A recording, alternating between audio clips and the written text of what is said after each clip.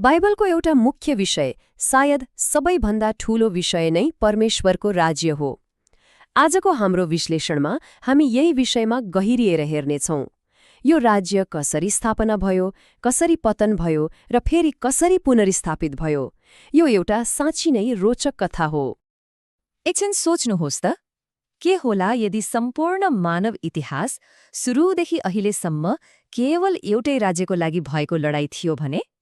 हो, यही एउटा प्रश्नले हामीलाई एउटा निकै ठूलो ब्रह्माण्डीय कथाको ढोकामा पुर्याउँछ। यो कथा हो एउटा यस्तो राज्यको जुन सुरुमा स्थापना भयो, बीचमा गुमियो र फेरि जितियो। ल, अब यो कथाको सुरुवाततिर लागौँ है त। कुनै पनि कथाको त सुरुवात हुन्छ नि। यो कथाको जड भनेको संसारको मौलिक डिजाइन, मतलब यसलाई सुरुमा कस्तो बनाइएको थियो र यसको उद्देश्य के थियो भन्ने कुरामा छ। यो पूरा कथा बुझ्नको लागि सबैभन्दा पहिले राज्य भन्ने शब्दको बाइबलीय अर्थ के हो त्यो बुझ्न एकदमै जरुरी छ। किनभने यहाँ राज्य भन्नाले कुनै देश वा भूगोललाई बुझाउँदैन। बिल्कुलै होइन। बरु यसले शासन गर्ने पूर्ण अधिकारलाई जनाउँछ। सोच्नुहोस् त, एउटा यस्तो व्यवस्था जहाँ राजाको अधिकार नै अन्तिम हुन्छ, उहाँको वचन नै कानून हो, यही अवधारणा नै यो पुरै कथाको आधार हो। त्यसो भए सुलुको त्यो मौलिक योजना कस्तो थियो त? आउनुहोस् एकछिन कल्पना गरौँ। परमेश्वर, सिङ्गो ब्रह्माण्डको महाराजा, अनि पृथ्वी उहाँको त्यो विशाल साम्राज्यभित्रको एउटा खास प्रान्त जस्तो। अब त्यो प्रान्तको शासन चलाउनको लागि उहाँले कसलाई नियुक्त गर्नुभयो? उहाँले मानिसलाई आफ्नै स्वरूपमा सृष्टि गरेर पृथ्वीमाथि प्रभुत्व जमाउने अर्थात् शासन गर्ने अधिकार सुम्पनुभयो। यो कति ठूलो कुरा थियो भन्ने सोच्नुस् त। यसले मानिसलाई ब्रह्माण्डको पदसोपानमा मतलब हायरार्कीमा कति माथि राखेको थियो भने स्वर्गदूतहरूभन्दा पनि माथि, परमेश्वरपछि दोस्रो स्थानमा। हो, मानिसको मौलिक उद्देश्य यही नै थियो। तर जहिले पनि कथामा तर आउँछ, होइन त? त्यो सिद्ध योजना, त्यो पर्फेक्ट प्लान सधैँका लागि टिकेन। अब कथामा एउटा यस्तो नाटकीय मोड आउँछ जसले सबै कुरालाई ठ्याक्कै उल्टाइदिन्छ। यहाँनिर आदमले गरेको गल्तीलाई केवल एउटा नियम तोडेको सामान्य घटनाको रूपमा हेरिएको छैन। यो त्योभन्दा धेरै गम्भीर थियो।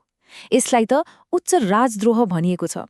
सोच्नुहोस् त, ब्रह्माण्डको राजा विरुद्ध गरिएको सीधा विद्रोह।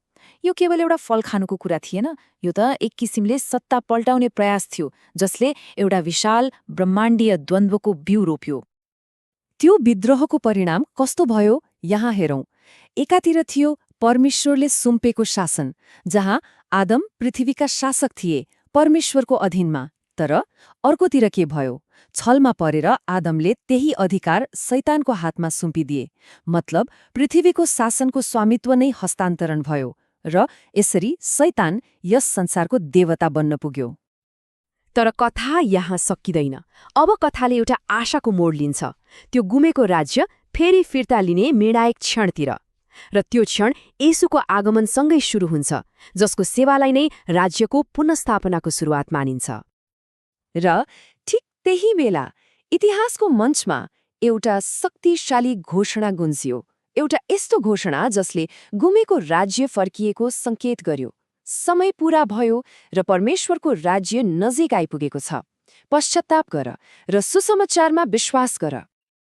ल, राज्य त फर्क्यो, तर अब प्रश्न आउँछ, यो नयाँ राज्यमा प्रवेश गर्ने तरिका के हो त? स्रोतका अनुसार यसका 4वटा मुख्य चरणहरू छन्। पहिलो, पश्चाताप, मतलब आफ्नो पुरानो जीवनशैली त्यागेर परमेश्वरको शासनलाई स्वीकार्नु। दोस्रो, पुनर्जन्म। यो एउटा यस्तो आध्यात्मिक अनुभव हो जसबिना त्यो राज्यलाई देख्न समेत सकिँदैन भनिएको छ। तेस्रो हो आज्ञाकारिता, अर्थात् आफ्नो जीवनलाई सुसमाचारका सिद्धान्तहरू अनुरूप बनाउँदै लैजानु।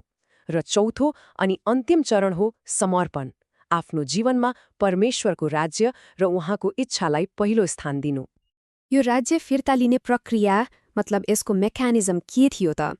स्रोतले ख्रिस्टको मृत्युलाई नै त्यो निर्णायक घटनाको रूपमा प्रस्तुत गर्छ। यसलाई एउटा यस्तो अन्तिम जित मानिन्छ जसले शैतानलाई शक्तिहीन मात्र बनाएन, तर त्योभन्दा पनि महत्त्वपूर्ण, कानुनी रूपमा नै यस संसारको शासक भन्ने पदवी फिर्ता लियो। ठिक छ, राज्य त कानुनी रूपमा फिर्ता आयो, तर आजको दिनमा अहिलेको संसारमा यसको अर्थ के हो?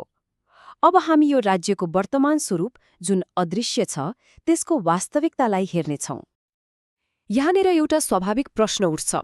यदि राज्य आइसकेको हो भने विश्वासीहरूले अहिले यो वर्तमान समयमा कसरी शासन गर्छन् त? यो प्रश्नले हामीलाई यो आध्यात्मिक राज्यले आजको संसारमा कसरी काम गर्छ भन्ने कुराको मुटुमै पुर्याउँछ। स्रोतका अनुसार विश्वासीहरूले त्यो फिर्ता पाएको अधिकारलाई खास गरी 4वटा क्षेत्रमा प्रयोग गर्न सक्छन्। पहिलो, व्यक्तिगत सङ्घर्षहरूमाथि शासन, जस्तै कि पापमाथि विजय। दोस्रो, अदृश्य आत्मिक शक्तिहरू, जस्तै दुष्टात्माहरूमाथि अधिकार। तेस्रो, जीवनमा आउने कठिन परिस्थितिहरूमाथि शासन। र चौथो, बिमारी र रोगहरूमाथि शासन। तर एउटा कुरा स्पष्ट हुनुपर्छ, यो शासन भनेको कुनै राजनीतिक वा भौतिक शासन होइन। यो एउटा अदृश्य आत्मिक वास्तविकता हो। यसलाई यसरी बुझ्न सकिन्छ, मानौ यो भविष्यमा आउने एउटा ठूलो भूमिकाको लागि अहिले गरिने एप्रेन्टिसशिप वा तालिम जस्तै हो, जहाँ अधिकार कसरी प्रयोग गर्ने भनेर सिकिन्छ। त्यसो भए यो कथाको अन्त्य कहाँ गएर हुन्छ त? अब हामी यो कथाको अन्तिम र सायद सबैभन्दा भव्य चरणतिर जाँदैछौँ।